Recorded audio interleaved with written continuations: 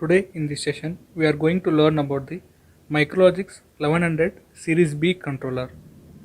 It belongs to the SLC 500 family, and on the left side we can see the catalog number, that is 1763L16BBB and serial B, and totally it has 10 digital inputs and 6 outputs with 2 analog inputs. And here we have power, run, fault and force.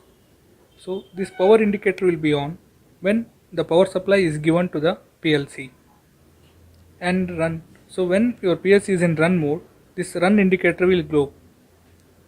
Fault means, so when there is a fault in logic, so that time the fault indicator will be enabled. And force, so whenever you force the input bit or output bit in the software, this force will be enabled.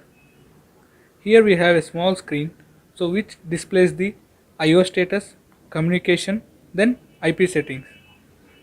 And here we have the escape button, directional buttons and OK button. And this is a external memory module, and this is the expansion module.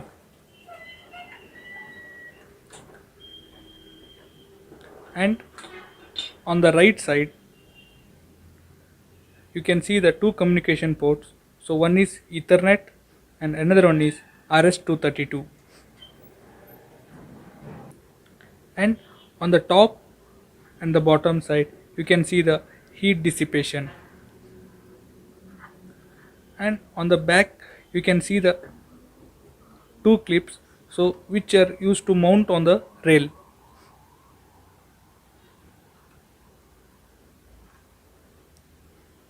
And coming to the wiring terminals, so this is the output ports. So totally we have 6 outputs. So this is DC input, so positive, negative, ground, and the fourth terminal is not used. So output is into 3 slots. So first slot is 0, second slot is 1, and the third slot is from 2 to 5. So first slot and second slot share the individual power supply, and third slot from 2 to 5 share the common power supply.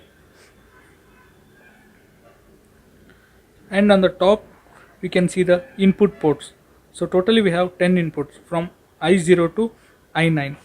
So I0 to I3 is first slot, and I4 to I9 is the second slot. So I0 to I3 will share the common DC supply, and I4 to I9 share the common DC supply. And at last we have two analog inputs, that is IV1 and IV2, which will share the common DC supply.